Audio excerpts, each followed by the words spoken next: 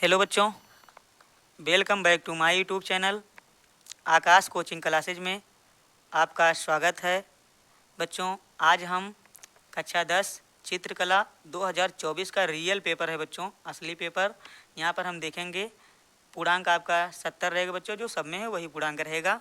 समय आपका वही रहेगा 3 घंटे 15 मिनट। यहाँ पर आपको कुछ निर्देश दिए गए हैं बच्चों।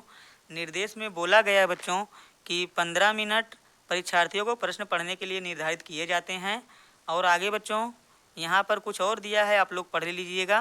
कह रहा है प्रश्न पत्र 3 खंडों में का खा गा में विभक्त है, सभी खंडों को हल करना अनिवार्य है। तो बच्चों यहाँ पर 3 खंड आपको मिलेंगे, ध्यान दीजिएगा। तो खंड का जो है बच्चों क्या कह रहा है बच्चों, आप लोग पढ़ लीजिएगा। इस खंड में आलेखन कला तथा प्राविधिक कला के प्रत्येक के 20 बहुविकल्पी प्रश्न हैं।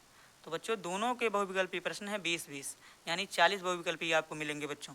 तो ये ओमार में भरना होगा बच्चों। यहाँ पर देखो बोल रहा है कि ओमार सीट में भरना है, अंकित करना है। तो चलिए हम पहले आलेखन कला को देखते हैं। खंड का है आलेखन कला। आलेखन कला में बच्चों आपको क्या दिया गया है, पहला प्रश्न आपको कह रहा है, तो यहाँ पर हमें ओमार में भरना है। 4 विकल्प सभी के सम्मुख दिए गए हैं। तो कह रहा लाल और हरा रंग है। तो बच्चों यह एक दूसरे का विरोधी रंग है, ध्यान दीजिएगा, एक दूसरे का विरोधी रंग है। आगे बच्चों देखो अगला प्रश्न है ओस्टवाल्ड संबंधित है। तो बच्चों यह किससे संबंधित है, रंगों से संबंधित है। बच्चों प्रश्न नंबर 3 कह रहा है प्राथमिक रंग कितने होते हैं। तो प्राथमिक रंग बच्चों आपके 3 होते हैं। आगे तटस्थ रंग कितने होते हैं बच्चों। तो यहाँ पर जो है तटस्थ रंग के बारे में पूछा जा रहा है। तो तटस्थ रंग जो है सफ़ेद और काला, ध्यान दीजिएगा, सफ़ेद और काला।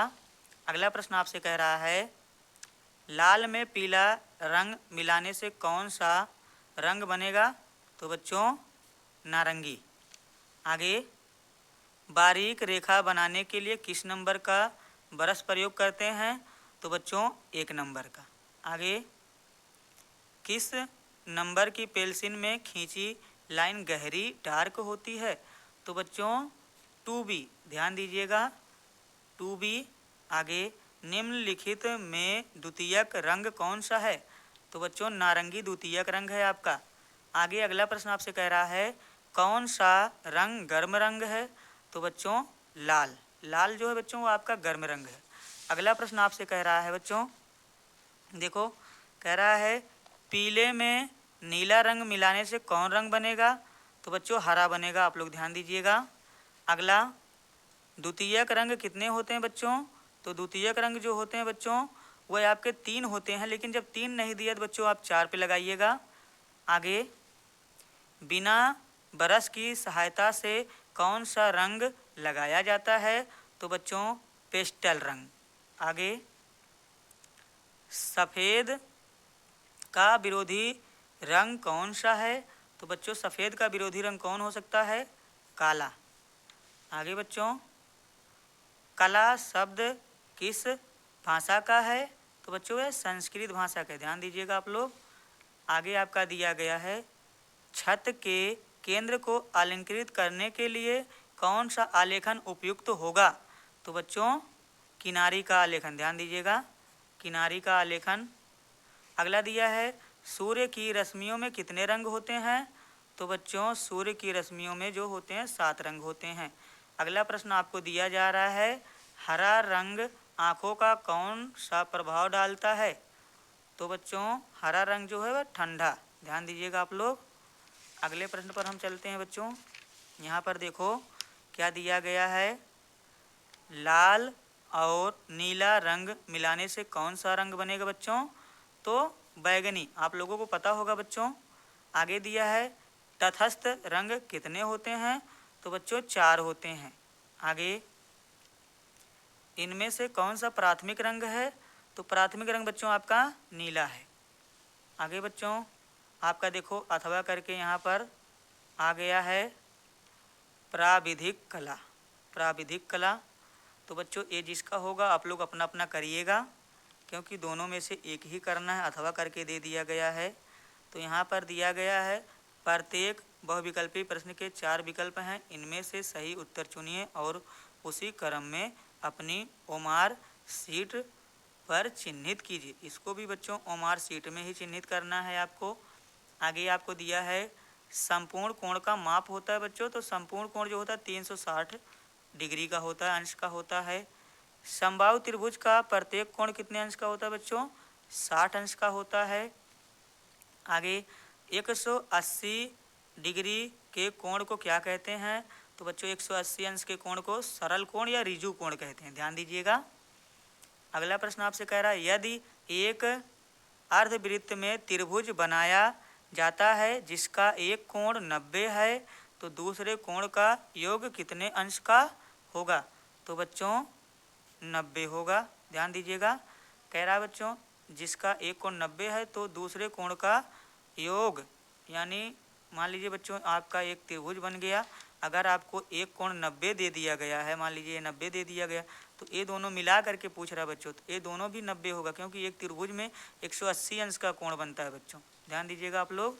चलिए हमसे अगला प्रश्न क्या देखो दे रहा है बच्चों, कह रहा है 1 मीटर में कितने सेंटीमीटर होते हैं बच्चों? तो आपको पता होगा 100 सेंटीमीटर होते हैं। आगे बच्चों समकोण कितने अंश का होता है? तो समकोण बच्चों 90 अंश का होता है। इनमें से कौन सा आकार त्रिभुजाकार है? तो बच्चों ये त्रिभुजाकार है यानी त्रिभुज है। इनमें से कौन सा आकार आयताकार यानी आयत है? आयत की बच्चों आमने सामने की भुजाएं बराबर होती हैं। आगे बच्चों वृत्त का आकार कैसा होता है? तो बच्चों वृत्त यानी गोला, तो बच्चों ये आपका वृत्त है। आगे किस नंबर की पेंसिल से गहरी डार्क लाइन बनेगी? तो बच्चों 2B, ध्यान दीजिएगा अभी पीछे मिला था आपको। यहाँ पर ज्योमेट्री बॉक्स में रखे त्रिकोण आकार के इंस्ट्रूमेंट को क्या कहते हैं? तो गुनिया कहते हैं बच्चों, ध्यान दीजिएगा गुनिया। आगे वर्ग की चारों भुजाओं का माप क्या होता है? तो बच्चों वर्ग की चारों भुजाओं का नाप जो होता है, वर्ग की चारों भुजाएं आपस में समान होती है यानी बराबर होती हैं बच्चों। आगे अगला प्रश्न बच्चों देखो आपसे क्या कह रहा है, 1 डेसीमीटर में कितने सेंटीमीटर होते हैं? तो 10, ध्यान दीजिएगा बच्चों 10। आगे रेखा किसे कहते हैं? तो दो बिंदुओं की बीच की दूरी को रेखा कहते हैं बच्चों। समबाहु त्रिभुज किसे कहते हैं बच्चों? तो समबाहु त्रिभुज पूछा जा रहा है जिसकी तीनों भुजाओं से बने अंतःकोणों बराबर हों, ध्यान दीजिए बच्चों। तो तीनों अंतःकोण जिसके बराबर होते हैं उसे समबाहु त्रिभुज कहते हैं। वर्ग का प्रत्येक कोण कितने अंश का होता है बच्चों? तो वर्ग का प्रत्येक कोण बच्चों 90 अंश का होता है। आगे अगर 60 अंश के कोण में एक कोण 30 अंश का है तो दूसरा कोण होगा तो कितने का होगा बच्चों? 30 अंश का होगा, आपको पता होगा बच्चों। अगला कह रहा है यदि एक वृत्त में एक कोण 120 का है तो दूसरा कोण कितने का होगा बच्चों? तो दूसरा जो होगा बच्चों वह है आपका 240 का होगा, ध्यान दीजिएगा बच्चों। एक वृत्त में बच्चों 360 अंश का कोण बनता है कुछ इस तरह, ठीक बच्चों। तो ए 90 होगा, ए 90 और ए 90 और ए भी 90। तो बच्चों यहाँ पर आपका ये चारों 90-90 होंगे, आप लोग ध्यान दीजिएगा। अगला आपसे कह रहा है एक चाँदे में कितने अंश होते हैं? तो 180 बच्चों, ध्यान दीजिएगा। आगे झंडे को लगाने के लिए डंडा कितने अंश के ऊपर लगाते हैं, कोण पर लगाते हैं? तो 90 अंश। बच्चों जो झंडा होता है धरती से एकदम सीधा ऐसे होता है बच्चों और झंडा यहीं पर लगाया जाता है, आप लोगों को पता होगा। तो यहाँ बच्चों 90 अंश का कोण बनेगा। आगे अगला प्रश्न देखो बच्चों क्या कह रहा है, खंड खा। तो बच्चों यहाँ पर आप लोग देख लीजिए और इसका स्क्रीनशॉट ले लीजिए बच्चों। यहाँ पर आपको पेपर में इसी तरह आपका 2025 में भी पेपर आपका इसी तरह आएगा बच्चों। तो चलिए बच्चों यहाँ पर आप लोग देखते रहिएगा, देख लीजिए। और बच्चों यहाँ पर अथवा करके आलेखन कला दिया है, तो जो आपको आए वही करना है बच्चों। यहाँ पर देखो बच्चों बस यहाँ पर इतना हो गया। आगे थोड़ा सा चलते हैं हम लोग, यहाँ पर थोड़ा सा और है बच्चों, क्या दिया है देखो, अथवा प्राविधिक कला। तो बच्चों यहाँ पर ये दिया गया है नोट, निम्नलिखित 5 प्रश्नों में से किन्हीं 3 प्रश्नों के उत्तर दीजिए, प्रत्येक प्रश्न के अंक समान हैं। तो बच्चों यहाँ पर 3 ही प्रश्न आपको करने हैं। ठीक है बच्चों, यहाँ पर देख लीजिए आप लोग। फिर इसके बाद आपका खंड गा, खंड गा आपका आ गया है। खंड गा में स्मृति चित्रण है बच्चों, आप लोग देख लीजिए। अगर आपको वीडियो पसंद आ रही है तो लाइक शेयर अपने दोस्तों में ज़रूर करें बच्चों। आगे यहाँ पर तो बस बच्चों यहीं तक था ये प्रश्न। तो बच्चों अगर आपको वीडियो पसंद आई हो तो वीडियो को लाइक करें और अपने दोस्तों में शेयर करें, चैनल को सब्सक्राइब करें। वीडियो देखने के लिए आपका बहुत बहुत धन्यवाद। मिलते हैं अगली वीडियो में, तब तक के लिए बाय बाय।